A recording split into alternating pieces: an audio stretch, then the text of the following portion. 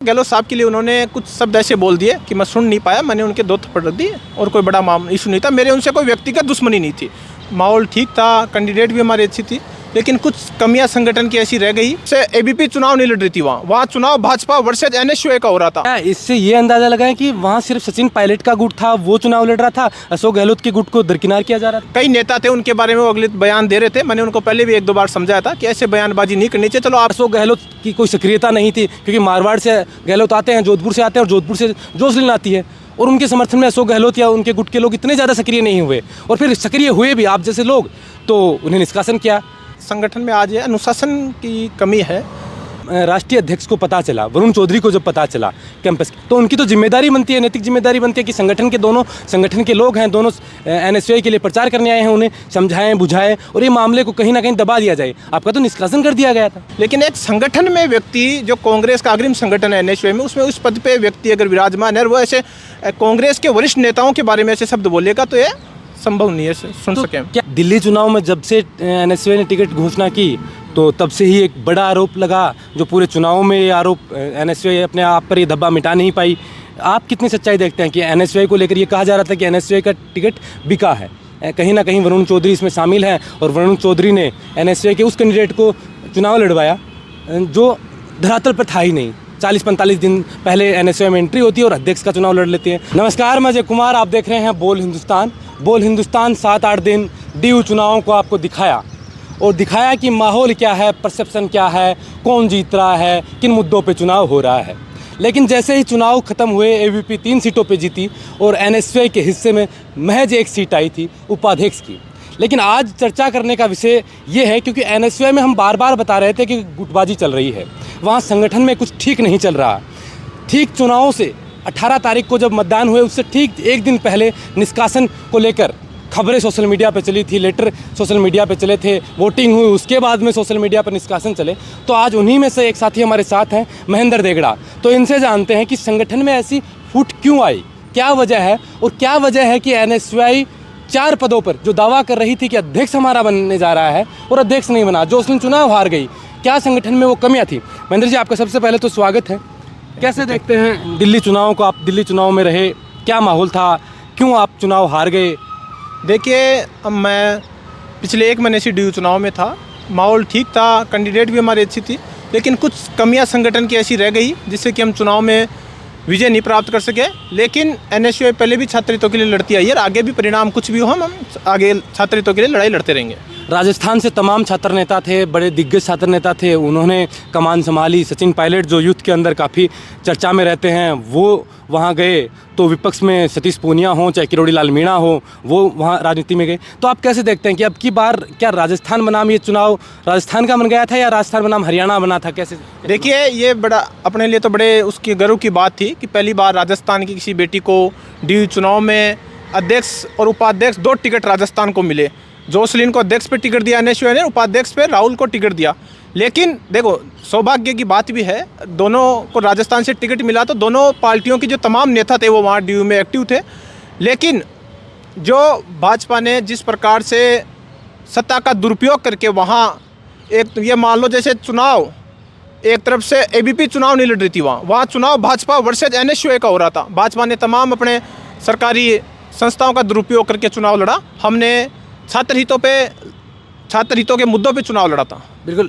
लेकिन जब मैं वहाँ ग्राउंड पे जा रहा था तो हमने देखा कि एनएसयूआई के अंदर एनएसयूआई कहाँ कमज़ोर हो रही है, क्योंकि रौनक खत्री का कार्यकाल था, तो दिल्ली के लोग थे, जो छात्र थे, वो कह रहे थे कार्यकाल अच्छा था, रौनक 1 साल अच्छा काम किया। लेकिन संगठनात्मक रूप पे कई आरोप आपके ऊपर, आप ही के संगठन से बागी उमानसी लांबा ने लगाए, कई आरोप एबीपी ने लगाए कि संगठन में सब ठीक नहीं चल रहा है, एनएसयूआई अलग अलग धड़ों में बटी हुई है, अलग अलग गुटों में बटी हुई है।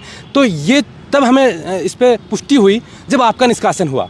आप तो एनएसयूआई में थे, एनएसयूआई के लिए प्रचार कर रहे थे, तो आपका निष्कासन क्यों हुआ? क्या प्रक्रिया थी, कब, कैसे, क्या हुआ, सब आप विस्तार से रहे थे। देखिए, जो मेरा निष्कासन हुआ, मैं डीयू चुनाव में था। मेरी महावीर गुर्जर, जो हमारे यूनिवर्सिटी के भी महासचिव रहे थे पहले, अभी राष्ट्रीय सचिव है एनएसयूआई की कमेटी में, मेरे उनके आपसी कोई लड़ाई थी, मेरी खुद की कोई इनसे व्यक्तिगत झगड़ा नहीं था। वो प्रदेश के जो, कब हुई है बातचीत आपकी? नोक-झोंक मेरी 17 तारीख को दोपहर का समय था।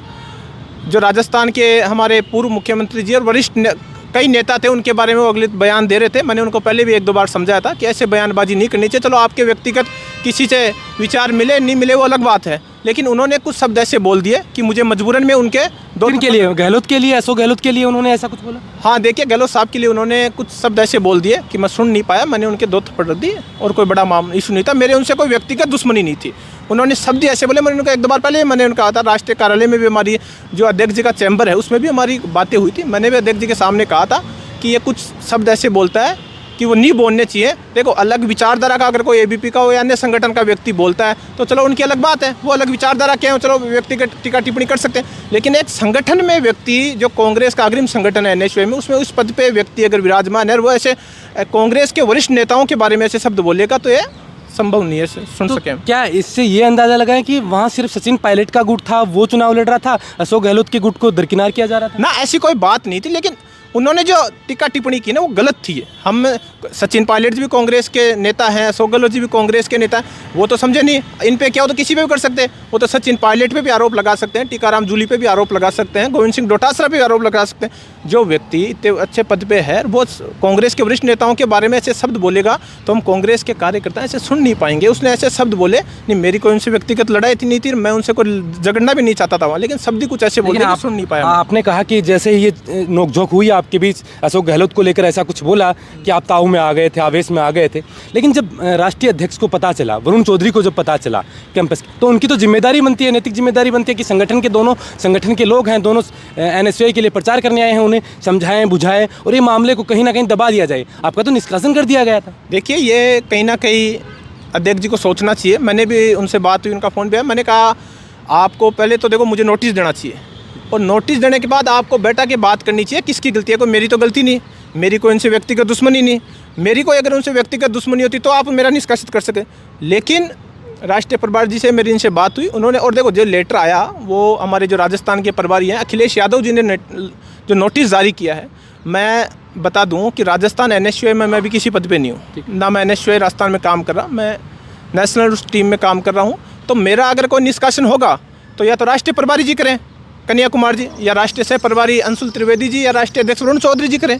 मेरी इस मामले में बात हुई, उन्होंने कहा कोई ना, आपका ये जो निष्कासन हुआ है ये राष्ट्रीय कमेटी की तरफ से होना चाहिए, लेकिन यहाँ से हो गया, इतना को बड़ा इशू नहीं है। जो नोटिस जारी हुआ है इस तरह का, ये कोई बड़ा इशू नहीं है इसमें। तो क्या ये माना जाए कि इस नोटिस का कोई आधार नहीं था और ये आने वाले समय में ना, ये कोई निष्कासन नहीं है। ये तो मैं कह रहा हूँ ना, मेरा निष्कासन होता तो या राष्ट्रीय अध्यक्ष जी करते, या राष्ट्रीय प्रभारी, सह प्रभारी या संगठन प्रभारी जी करते। इन्होंने किया था, इन्होंने क्या, इनकी भी गलती नहीं, जल्दबाजी में कर दिया ये, चलो वहाँ थोड़ा ऐसा माहौल। लेकिन जल्दबाजी में आपका क्या, जब चुनाव हुए, चुनाव के बाद में 2-3 लेटर हमने और देखे, और लोगों, कितने लोगों का टोटल निष्कासन? देखिए, टोटल मेरा तो चलो उस मामले में, लेकिन चुनाव के बाद 3 लोगों का निष्कासन हुआ। अब उनका क्या कारण मानते हैं आप? अब देखिए, उन्होंने अनुशासन का कारण बताया है। राष्ट्रीय अध्यक्ष जी उन्होंने लेटर निकला, उसमें क्या संगठन के खिलाफ उनके को बताया, लेकिन इसमें मैं कुछ नहीं बोलना चाहता, क्योंकि जो निष्कासन हुए वो बताएं या फिर राष्ट्रीय अध्यक्ष जी उनका जो राष्ट्रीय संगठन प्रभारी है वो बताए इस मामले में क्या हुआ था। दिल्ली चुनाव में जब से एनएसयूआई ने टिकट घोषणा की तो तब से ही एक बड़ा आरोप लगा, जो पूरे चुनाव में ये आरोप, एनएसयूआई अपने आप पर ये धब्बा मिटा नहीं पाई। आप कितनी सच्चाई देखते हैं कि एनएसयूआई को लेकर ये कहा जा रहा था कि एनएसयूआई का टिकट बिका है, कहीं ना कहीं वरुण चौधरी इसमें शामिल हैं, और वरुण चौधरी ने एनएसयूआई के उस कैंडिडेट को चुनाव लड़वाया जो धरातल पर था ही नहीं। 40-45 दिन पहले एनएसयूआई में एंट्री होती है और अध्यक्ष का चुनाव लड़ लेते हैं। वहीं चाहे वो गोपाल चौधरी हों जो एनएसयूआई में तैयारी कर रहे थे 4 साल से, चाहे वो मानसी लांबा हो जो 6 साल से तैयारी कर रहे थे, उनको टिकट नहीं मिला। तो ये टिकट का बंटवारा को लेकर जो खबरें चल रही हैं और जो एक माहौल बना था पूरे चुनाव के दौरान, इसको नहीं धो पाई। आप कैसे देखते हैं? देखिए, इन खबरों को तो मैं खारिज करता हूँ। देखिए, टिकट जब छात्र संघ के चुनाव होते हैं 10 लोग 12 लोग टिकट मांगने वाले होते हैं, लेकिन टिकट 4 ही लोगों को दिया जाता है। अब जिन लोगों को टिकट नहीं मिलता तो वो आरोप प्रत्यारोप लगा देते हैं। देखो, हम लोग 4 ही लोगों को टिकट दे पाते हैं। ठीक है, जो आप कह रहे हो ये 45 दिन पहले जोश लेना, ऐसी कोई बात नहीं है। ये पहले जो DU के संगठन कॉलेज हैं उनमें भी इसने चुनाव फाइट किया है, और अभी यूनिवर्सिटी का चुनाव किया संगठन में पिछले कई वर्षों से थी। अब देखो, हर व्यक्ति को तो हम संतुष्ट नहीं कर पाते। 10 लोग हैं उनमें 4 ही लोगों को दे पाते। हमने आगे भी बात की, जैसे गोपाल का आपने कहा, गोपाल को हमने समझाया भाई तेरे आपके पास उम्र है, अगली बार आपको संगठन मौका दे, तो गोपाल समझ गया। वैसे ही और भी जो कैंडिडेट थे उनको समझना चाहिए था, संगठन उनको कहीं ना कहीं संगठन में सेट करता है, फिर अगली बार जो चुनाव होते हैं उनमें अपने उनको चुनाव लड़ा। उमान सिंह ने नुकसान पहुंचाया एनएसए को? ना, ऐसा कोई नुकसान मैं नहीं मानता इसको कोई नुकसान पहुंचाएगा। उसने खुद का व्यक्तिगत बड़े अंतराल से हार हुई है आपकी, एनएसए की इतनी करारी हार इतने बड़े अंतराल से लंबे समय बाद, क्योंकि पहले बता रहे हैं 18-19 हज़ार से हुई थी, अब की बार 16,000 से अंतराल रहना बहुत बड़ी बात होती है। ये देखो अंतराल तो बड़ा रहा है, इसमें कुछ गलतियां संगठन की भी रही और कुछ क्या गलतियां मानते हैं संगठन के तौर पर? जो संगठन में गुटबाजी थी उसकी गलती है, जो संगठन में आपका निष्कासन हुआ वोटिंग से एक दिन पहले वो मैसेज छात्रों में गया कि एनएसए तो खुद एकजुट नहीं है, तो उनको उम्मीदवार देखिए सबसे बड़ा संगठन में आज ये अनुशासन की कमी है। जो भी राष्ट्रीय लेवल पे जो नेता है उनको देखना चाहिए, जो भी अनुशासन है, जैसे पहले बात करनी चाहिए, सारी चीज़ें वो है, अनुशासन की मैन हमारी वो दिक्कत है। जैसे राहुल झासला आर्यन से ज़्यादा वोट लेके आता, हालांकि राहुल वाइस प्रेसिडेंट के पोस्ट पे था लेकिन वो भी अध्यक्ष की दौड़ में था, उसे टिकट नहीं देना क्योंकि वो राजस्थान से आता। अगर राजस्थान वाला फैक्टर एनएसए ला रही थी तो राहुल को क्यों टिकट नहीं दिया, क्यों मौका नहीं दिया? जोसलिन को क्यों उपाध्यक्ष पे उतारा? अगर समीकरण ऐसा बैठाते कि राहुल अध्यक्ष पे आ जाते तो परिणाम कुछ और हो सकता था। देखिए इस परिणाम में कोई वो नहीं होते, लेकिन समझे नहीं, राहुल टिकट ही उपाध्यक्ष का मांग रहा था। राहुल ने नहीं, हमने बात की, उन्होंने कहा कि हम अध्यक्ष की टिकट मांग रहा था, उसके पिता से हमने बात की। देखिए मुझे इतना ही पता है कि वो अध्यक्ष की टिकट नहीं मांग रहा था। अगर मांग रहा था तो इसके बारे में देखो राष्ट्रीय नेतृत्व ही कुछ बता पाएगा। जैसा हम वहाँ जा रहे थे तो छात्रों के बीच बात कर रहे थे, खासकर राजस्थान के छात्रों से बात कर रहे थे, तो उन्होंने कहा कि एनएसए की कमान यहाँ लोगों ने संभाल रखी है और राजस्थान से तमाम छात्र नेता आए हुए हैं। सचिन पायलट खुद ग्राउंड पे आए हैं और जब सचिन पायलट से ये सवाल पूछा गया कि आपके अध्यक्ष ने टिकट बेचा है, तो सचिन पायलट के पास कोई जवाब नहीं था। तो क्या ये जो जवाब नहीं देना, वो खामोशी, फिर अशोक गहलोत की कोई सक्रियता नहीं थी, क्योंकि मारवाड़ से गहलोत आते हैं, जोधपुर से आते हैं और जोधपुर से जोसलिन आती है, और उनके समर्थन में अशोक गहलोत या उनके गुट के लोग इतने ज़्यादा सक्रिय नहीं हुए, और फिर सक्रिय हुए भी आप जैसे लोग तो उन्हें निष्कासन किया।